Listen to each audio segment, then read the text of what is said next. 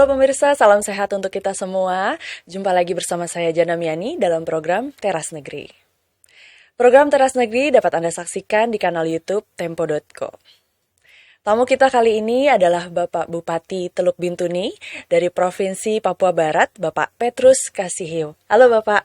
Halo Mbak Jana, Apa kabar Bapak? sehat Alhamdulillah puji Tuhan. Alhamdulillah. Iya, terima kasih Bapak sudah hadir di program Teras Negeri, Bapak. Siap. Tapi sebelum kita berbincang lebih jauh, Pak, saya izin untuk menyampaikan sekilas profil Bapak. Ya. Bapak Petrus lahir di Bintuni pada 8 November 1964. Beliau sudah 2 periode menjabat sebagai Bupati Teluk Bintuni atau sejak 2016 hingga sekarang. Dan sebelum itu, Bapak Petrus pernah menjadi Kepala Badan Perencanaan Pembangunan Daerah atau Bapeda dan penjabat Sekretaris Daerah Kabupaten Tembarau. Teluk Bintuni memiliki potensi yang luar biasa di bidang sumber daya alam. Kabupaten ini memiliki cadangan gas alam yang melimpah, menjadikannya pusat industri energi di Papua Barat. Pariwisata juga berkembang signifikan di Kabupaten Teluk Bintuni dengan panorama alam yang indah baik di pantai, pegunungan maupun hutan mangrove. Semua menjadi daya pikat bagi wisatawan untuk datang ke sana. Nah, untuk mengetahui bagaimana pemerintah Kabupaten Teluk Bintuni mengelola semua potensi yang ada, langsung saja kita berbincang dengan Bapak Petrus Kasihio. Baik Bapak, Bapak ini kan sudah 2 periode ya Pak ya? Betul. Nah, apa saja sih Pak prioritas pembangunan di Kabupaten Teluk Bintuni? Ya. Jadi di dalam konteks pembangunan Teluk Bintuni kita berpedoman pada 2 dokumen besar, yaitu pertama Rencana Tata Ruang Wilayah atau RTRW Kabupaten Teluk Bintuni dan Rencana Pembangunan Jangka Menengah Daerah Teluk Bintuni 2021-2026. Itulah yang menjadi rujukan kita untuk membangun Kabupaten Teluk Bintuni. Nah, tentunya membangun Kabupaten Teluk Bintuni yang begitu luas, 18.637 km persegi atau seperempat dari luas wilayah Provinsi Papua Barat. Itu tidak mudah. Dan kita punya program-program strategis sesuai dengan visi misi. Ya, visi pembangunan Teluk Bintuni adalah mewujudkan masyarakat Teluk Bintuni yang damai, maju, produktif, dan berdaya saing. Itulah visi besar kita. Dari visi itu ada sejumlah program-program prioritas untuk menjawab misi-misi. Program-program prioritas ya kita bangun juga berdasarkan memperhatikan potensi alam Bintuni yang memang dikaruniai Tuhan, potensi yang luar biasa.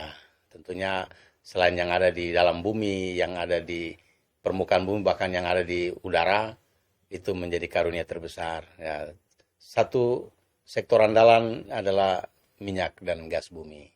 Ya, tapi juga kita pernah diberikan peluang untuk mengembangkan potensi kehutanan dan perikanan. Udang dan kepiting terbesar ada di Teluk Bintuni. Oleh karena itu program-program pembangunan yang saat ini kita gagas sebagai kabupaten yang baru berusia 21 tahun, tentunya itu menjadi hal yang sangat berat ketika kabupaten mulai lahir, karena kabupaten ini tergolong kabupaten ya, tertinggal, terbelakang, terisolir pada saat itu, walaupun potensinya besar. Ya. Tentunya prioritas pembangunan itu tidak lepas dari bagaimana membangun sumber daya manusia, ya baik di bidang pendidikan dan kesehatan. Kita juga berusaha untuk bagaimana membangun infrastruktur untuk menunjang semua aktivitas ekonomi dan juga menciptakan pertumbuhan ekonomi baru di wilayah-wilayah cepat tumbuh di Bintuni, terutama di daerah-daerah yang punya potensi andalan seperti minyak dan gas dan juga yang lain-lain, udang kepiting dan juga hutan. Tapi juga bagaimana ke depan adalah menurunkan angka kemiskinan. Lalu juga ada program bagaimana kita membuka lapangan pekerjaan di daerah-daerah potensial dengan kehadiran industri dan lain sebagainya. kita juga berupaya untuk mengembangkan eh, pusat kota Bintuni sebagai ibu kota yang nyaman, yang familiar, yang bisa memberikan kemudahan investasi bagi setiap yang datang di Bintuni.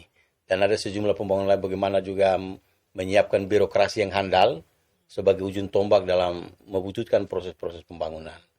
Dan juga ada program yang berkaitan dengan penyiapan infrastruktur ekonomi, pasar, dan lain-lain, transportasi, dan juga bagaimana mengembangkan, menyiapkan masyarakat adat kita. Itu menjadi hal yang paling penting. Ya. Jadi PR tuh ya Pak? PR benar.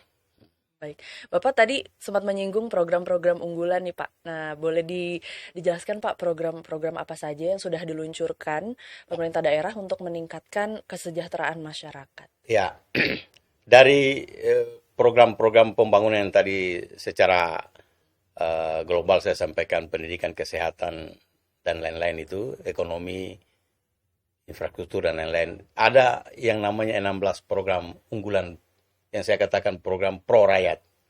Bintuni kita berupaya untuk menjalankan pendidikan bebas biaya. Mulai dari tingkat PAUD, TK, SD, SMP, dan SMA. Itu pendidikan gratis, baik swasta maupun negeri. Itu bersumber dari dana APBD. Lalu kita juga punya bantuan pendidikan bagi mahasiswa Teluk Bintuni di 33 kota studi. Itu 1.658 mahasiswa. Semua dibantu dari APBD Teluk Bintuni.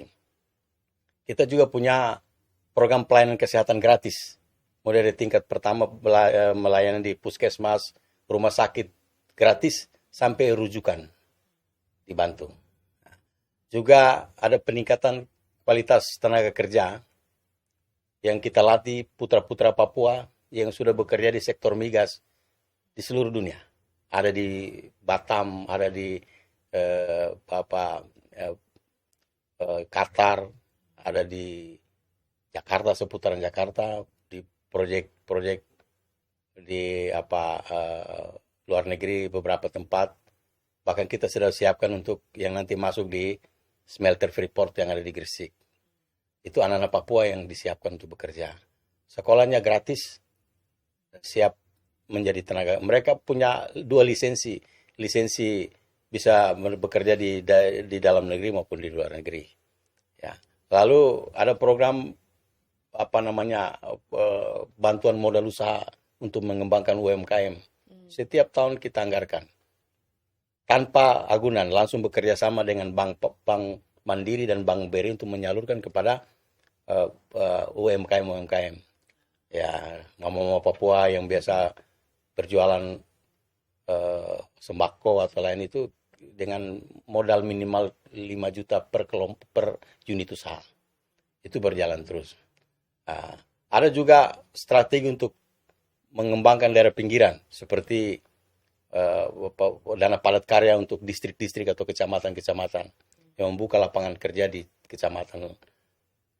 Dan ada sejumlah lain lah. Bahkan juga ada inisiatif inovasi, yaitu inovasi malaria, bebas malaria. Jadi Bintuni termasuk daerah yang saat ini kita katakan prevalensi malaria terendah di dunia. Saya katakan begitu, di dunia. Karena kita punya inovasi itu yang mendapatkan penghargaan PBB. Ada sejumlah lain bantuan-bantuan seperti pemberdayaan masyarakat adat, ya, lalu bantuan kepada sarana-sarana ibadah, ya, gereja, masjid, pura, vihara, dan lain-lain. Itu yang merupakan program menurut saya langsung menyentuh masyarakat. Di samping program-program yang lain seperti membangun jalan, jembatan, ya, bangun sarana-sarana kesehatan, sarana pendidikan, itu yang sudah kita lakukan selama ini. Lengkap sekali Pak programnya itu, terutama SDM ya, peningkatan kualitas SDM ya, sangat ditingkatkan sekali gitu ya di Bintuni ya Pak ya. Baik, nah Bapak juga pernah tadi menyinggung soal Bintuni itu masih daerah yang terpencil dan sulit dijangkau banyak daerah-daerah tersebut. Nah, Bagaimana strategi Bapak untuk meningkatkan ketersediaan infrastruktur khususnya di daerah-daerah yang terpencil, Pak? Ya, dengan sumber keuangan daerah kita yang ya bisa datang dari sampai hari ini kita masih berharap dari transfer pemerintah pusat. PAD kita belum begitu memadai, masih di bawah 100 miliar PAD kita. Jadi hampir 92% APBD Teluk Bintuni itu adalah dana transfer. Nah, di antara dana transfer itu ada sumber yang berkaitan dengan potensi kami, dana bagi hasil migas. Nah, sumber-sumber itu yang kita pakai untuk mendorong. Ya, pertama adalah kita berupaya untuk membuka isolasi ke daerah-daerah terpencil. Kebetulan daerah-daerah Bintuni itu karena luas dan penduduk-penduduk itu tersebar. Baik di pesisir pantai, ada di lembah-lembah, ada di pegunungan yang bisa dijangkau hanya dengan pesawat atau helikopter. Tapi sampai hari ini, ya insya Allah puji Tuhan, kita sudah mampu membuka isolasi, bahkan membangun ruas-ruas jalan ke daerah-daerah terpencil. Ya, jadi daerah yang tadinya dengan pesawat, sekarang sudah jalan tembus. Itu dari sektor infrastruktur darat. Tapi dari infrastruktur laut juga kita membangun sejumlah pelabuhan feri, ada jeti-jeti yang dibangun di daerah-daerah distrik. Ada beberapa yang sudah kita bangun. Di sektor penyiapan sarana transportasi udara memang masih belum berkembang, masih berharap pada sarana yang sudah ada selama ini.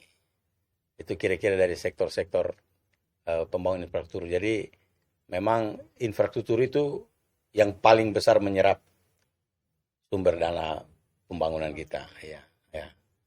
Hampir sekitar 50% itu habis untuk membangun infrastruktur. Karena mungkin ininya ya Pak ya, medannya agak sulit. Ya, yang tadi saya katakan medan sulit, bergunung, berlembah, lalu ada hutan bakau, ya. Jadi kita penduduk kita kan tersebar di pesisir itu dan 40% ada di pesisir dan 60% ada di daerah pegunungan atau daratan. Nah, infrastruktur ini kan juga berhubungan sekali dengan investasi gitu ya Pak ya, bisa menarik investasi. Nah, apa ya langkah yang Bapak ambil untuk memastikan pembangunan infrastruktur ini tuh dapat menarik investasi dan mendukung pertumbuhan ekonomi lokal, Pak? Betul sekali. Jadi yang tadi saya katakan bahwa kita adalah satu daerah yang saat ini menjadi perhatian nasional karena ada proyek strategis nasional di Bintuni, yang mana ada industri yang Bapak Presiden sudah beberapa kali memberikan harapan agar Bintuni itu menjadi kawasan industri. Bahkan sudah ada perpres tentang kawasan industri Bintuni. Artinya itu satu peluang investasi dari yang sifatnya sudah lebih global. Tapi kita juga berusaha untuk menumbuhkan ekonomi daerah. Nah, dari semua kepentingan itu, memang infrastruktur itu menjadi satu tantangan dan peluang ya. Kalau kita bisa lewati berarti jadi peluang. Untuk wilayah-wilayah industri sampai hari ini, ya daerah industri itu masih bisa terlayani. Ada bandara, ada pelabuhan, bisa terjangkau. Dari industri ini di daerah pesisir, jadi masih lebih mudah untuk menjangkau. Tapi kita juga membuka akses untuk terjadi pergerakan antara barang manusia dari daerah-daerah di luar, karena Bintuni itu ada di dalam wilayah dikelilingi oleh 8 kabupaten. Ya, dan kabupaten potensial seperti Fak-Fak dan Kaimana, itu potensial kalau nanti menjadikan Bintuni sebagai daerah yang tempat singgah. Ya, jadi kita bangun misalnya sekarang ada jeti, dermaga feri yang kita bangun itu untuk terjadi arus penumpang dari Fak-Fak Kaimana menuju ke Bintuni dan ke Manokwari sebagai ibu kota provinsi. Jadi kalau dulu hanya dengan pesawat hanya melintas saja. Sekarang biarlah Bintuni jadi tempat untuk jadi tempat persinggahan bagi pergerakan barang dan manusia seperti itu. Siap. Nah, Pak, itu tadi infrastruktur. Kita bergeser bicara ke sektor pariwisata nih, Pak. Ya. Teluk Bintuni kan juga punya potensi wisata yang sangat besar gitu, Pak. Betul sekali. Nah, apa saja upaya Bapak untuk mengembangkan sektor pariwisata di Teluk Bintuni? Ya, benar sekali bahwa Bintuni selain ditetapkan sebagai daerah kawasan industri dengan status proyek strategis nasional, tapi Bintuni juga dikelilingi oleh hutan yang luas. Ya. Hutan yang luas, ada potensi ekoturisme yang bisa dikembangkan. Betul. Dan prinsip saya berharap walaupun ada kawasan industri, tapi Bintuni harus tetap hijau. Bintuni go green. Bintuni harus tetap hijau. Nah, karena itu kita menjaga hutan, menjaga daerah-daerah yang berpotensi untuk melindungi Bintuni dari ancaman-ancaman alam, kejadian-kejadian alam. Salah satu yang jadi andalan dan unggulan kita adalah hutan mangrove. Hutan mangrove Teluk Bintuni itu hutan mangrove terbesar di Asia Tenggara. Hutan mangrove yang luasnya sekitar 5.000 lebih kilometer persegi, 5.000 hektar. 592.000 hektar. Luar. Nah, luas hutan mangrove. Di hutan mangrove itu kan menjadi tempat hidupnya biota-biota, marga satwa, ikan, udang, kepiting, ya. Dan itu potensi ekonominya luar biasa. Kalau hutan mangrove dijaga, kepiting, udang, ikan tetap berproduksi dan tentunya itu akan menjadi potensi ekonomi bagi Bintuni. Kita sudah berhitung salah satu potensi ekonomi yang bisa mendorong ekonomi kerakyatan adalah udang, kepiting, dan ikan. Itu hasil dari hutan, yaitu hutan mangrove. Nah, dan hutan mangrove ini sedang ke depan kita akan canangkan satu acara rutin yaitu tahunan tuh Festival Mangrove Teluk Bintuni. Ya, kita sedang mempersiapkan kampung Masina di depan Bintuni sebagai kampung mangrove, kampung ekoturisme mangrove. Ekoturisme mangrove. Seperti itu. Ya. Di Bintuni itu banyak banget kepiting ya, Pak ya? Ya, kepiting Bintuni termasuk potensial. Dan udang. Cuma kita belum banyak menerima manfaat karena kepiting dan udang itu kalau kita jual secara lokal saja terlalu murah. Nah, tapi untuk kemampuan untuk bisa mendorong itu keluar, produksi atau hasil kepiting itu keluar daerah Bintuni masih membutuhkan banyak upaya-upaya. Tetapi hari ini kita sudah berupaya untuk membangun sentra industri pengalengan udang, ikan, dan kepiting Teluk Bintuni. Namanya Kepiting Bio Bintuni. Jadi tadinya jual secara langsung masih hidup, sekarang sudah bisa dalam bentuk kaleng. Kaleng ya? Kaleng. Tapi saya tidak bawa sebenarnya hari ini, kalau bisa ditampilkan. Tapi nanti ada saya kirim khusus nanti. Boleh, Pak. Ya, itu menjadi brand Bintuni, oleh-oleh Bintuni. Wah, mantap. Kita harus coba itu ya. Dan rencana kita nanti kita akan lakukan rencana festival Mangrove Teluk Bintuni di bulan November. Sekarang lagi dalam tahap persiapan. Ya. Semoga acaranya sukses ya, Pak. Ya. Nah, Pak, selain pariwisata, Pak, kan Bintuni juga kaya akan sumber daya alam, Betul terutama sekali. cadangan gasnya. Ya, Nah, betul bagaimana sekali. pemerintah daerah ini mengelola dan memanfaatkan cadangan gas alam dan juga sumber daya alam lainnya untuk kesejahteraan masyarakat? Ya. Jadi memang cadangan gas alam kita itu termasuk terbesar ya. Ada cadangan sebesar lapangan gas itu yang ditemukan di laut itu 23,8 TCF triliun kubik feet ya. Dan saat ini sudah dikelola oleh LNG Tangguh sudah sebesar 13,3 TCF. Dan juga nanti akan dikelola oleh Genting Oil dengan kapasitas sekitar 2,6 TCF. Ini karena gas dan minyak itu karena dikuasai oleh negara, maka pengelolaannya adalah pengelolaan pemerintah pusat. Teluk Bintuni kita hanya menerima bagi hasil dari itu dalam bentuk dana bagi hasil DBH Migas. Jadi 2 konsesi itu yang sekarang sedang diupayakan untuk dikembangkan di Bintuni. Kalau LNG Tangguh sudah sampai pada tahap pembangunan kilang 3 atau tren 3 yang kemarin beberapa bulan lalu diresmikan oleh Bapak Presiden. Sedangkan Genting Oil sedang tahap persiapan penyelesaian hak-hak ulayat masyarakat agar tanah itu bisa segera dibangun dan disiapkan sebagai sumber-sumber gas ya. Ada sumur gas. Jadi berbeda antara gas alam yang dikelola oleh BP dengan Genting. Kalau BP itu sumbernya ada di laut atau di perairan. Kalau di Genting itu ada di daratan. Ya. Jadi seperti itu.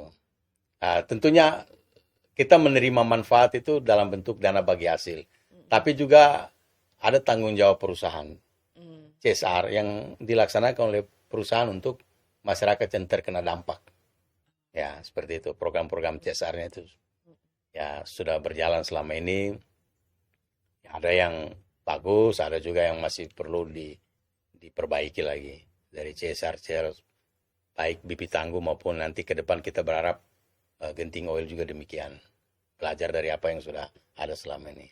CSR itu bisa dalam bentuk pembangunan rumah rakyat, bantuan-bantuan alat tangkap, alat kepiting, upaya-upaya pemberdayaan masyarakat, pendidikan, kesehatan juga ada dalam CSR mereka.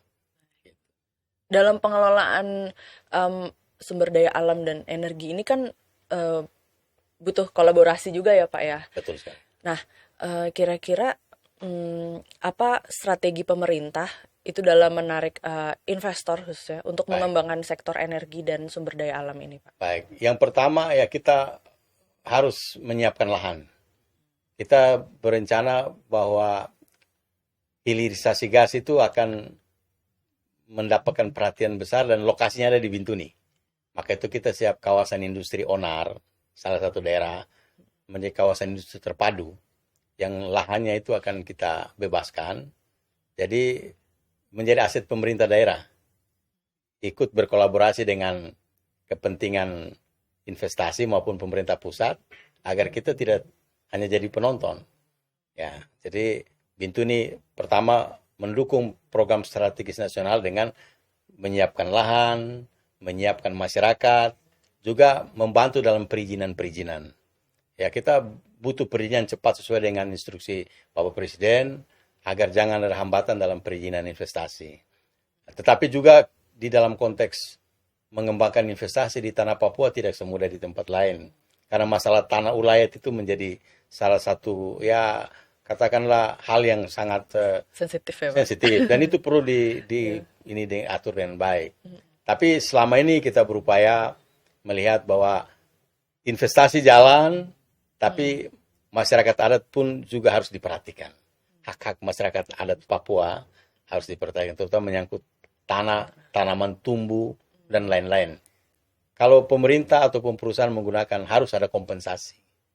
Kompensasi yang merupakan kesepakatan bersama untuk mereka bisa melepaskan tanahnya untuk kepentingan investasi. Tapi yang satu yang tidak kalah penting adalah menyiapkan birokrasi kita untuk menyambut investasi ke Bintuni.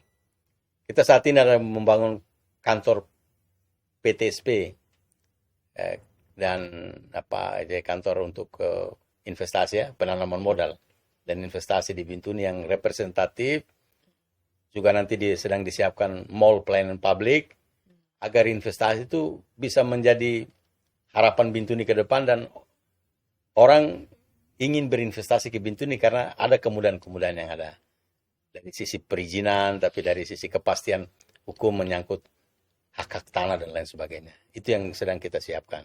Tentunya harapan saya mungkin kali ini belum bisa, tapi ke depan Bintuni akan semakin siap untuk itu. Amin. Ya. Mudah-mudahan ya Pak ya.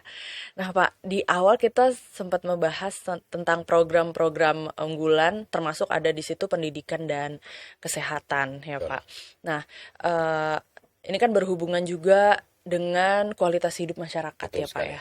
Nah, bagaimana Bapak memastikan program-program pendidikan dan kesehatan ini bisa berdampak langsung untuk dalam peningkatan kualitas hidup masyarakat? Gimana Pak? Ya, kita melihat tadi ya pendidikan gratis, kesehatan gratis, ada bantuan-bantuan lain yang berkaitan dengan pendidikan. Saat ini kita punya 2 rumah sakit. Iya. Satu rumah sakit di Bintuni yang sudah berakreditasi paripurna. Dan ada satu rumah sakit Pratama yang baru saja saya resmikan di beberapa minggu lalu. Itu membawahi wilayah pesisir. Jadi 2 rumah sakit ini menjadi rujukan. Kita bisa ukur dari indeks indeks kesejahteraan masyarakat dari indeks pembangunan manusia. Kan kita bisa lihat dari situ seberapa besar dampaknya terhadap peningkatan indeks pembangunan manusia. Dari tadi kalau pendidikan kan pasti melihat lama sekolah ya. Sudah tingkatnya. Kita sekarang sedang dalam posisi dominasi 12 tahun, 12,3 tahun. Berharap makin hari makin naik lagi jadi lebih ke didominasi lagi oleh tingkat lulusan SMA. Nah, lalu usia itu pelayanan pendidikan kan juga kesehatan berkaitan dengan lama hidup, usia panjang. Ya, kita saat ini lama hidup atau usia panjang sudah 65 tahun. Artinya itu ada peningkatan.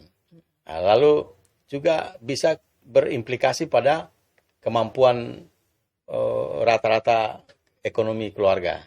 Nah, itu semua akan terukur dengan adanya indikator makro pembangunan yaitu indeks pembangunan manusia. Saat ini IPM kita berada di angka 69,01. Satu lagi sekitar 9 poin lagi, berarti kita sudah ada di level pendidikan IPM tinggi. Sudah sama dengan Kota Sorong, sama dengan Manokwari, sama dengan Fakfak. Nah, jadi kita berada di posisi 4 besar di Papua Barat, IPM kita. Nah, gitu. Oke, baik Pak.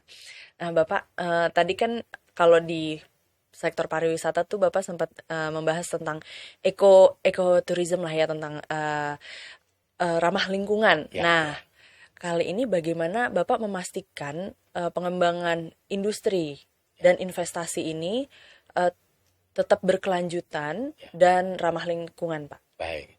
Pertama, kebijakan-kebijakan dari sisi spasial atau kewilayahan. Kita sudah harus atur dulu industri itu cocoknya letak di mana.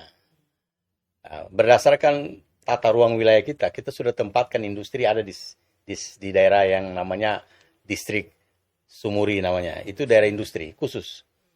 Dan dia ada di bibir pantai. Nah, lalu Bintuni juga dalam RTRW itu sudah diatur mana hutan cagar alam, mana hutan lindung, mana hutan produksi, mana daerah pemukiman, daerah perkotaan sudah ada di dalam RTRW kita. Nah, dengan demikian RTRW itu menjadi satu pedoman untuk menghindari adanya penyalahgunaan ruang. Itu pertama. Tapi berkaitan dengan investasi yang masuk. Investasi apapun yang masuk kan dia harus memenuhi standar bebas dampak terhadap lingkungan harus menjadi satu ukuran agar dia bisa investasi. AMDAL harus benar-benar AMDAL yang berkualitas. Nah, itu dari sisi kewajiban perusahaan ya. Tapi dari sisi kewajiban pemerintah, ya kita pun harus membuat regulasi-regulasi yang mengamankan daerah-daerah itu bahwa daerah-daerah tertentu tidak boleh ada aktivitas. Maka itu seperti yang kita lihat sekarang, cagar alam Teluk Bintuni, mangrove, itu kita pertahankan. Ya, daerah produksi tapi sudah mengarah ke tidak lagi tebang-tebang log lagi. Ya, ke produksi yang sudah mengarah ke kalau bisa itu green dan blue economy. Karena itu harapan kita ke depan. Seperti itu. Dan kita membuat sehingga masyarakat Bintuni itu mencintai, menjaga alam. Ya, hutan kita jaga, hutan jaga kita. Ya, gitu. Ya, wah, tebal banget tuh, Pak. Oke, Pak. Ini kita akan bicara ke masa depan nih, Pak. Nih ya, Pak. Tahun ini kan masuk ke tahun politik ya, Pak. Ya. Nah, juga ini tahun terakhir masa kepemimpinan Bapak ya. Betul, Ya. betul. Nah, apa sih Pak harapan Bapak untuk Teluk Bintuni di masa kepemimpinan nanti Ya. Bupati selanjutnya? Minimal dalam usia 20 tahun ini sudah ada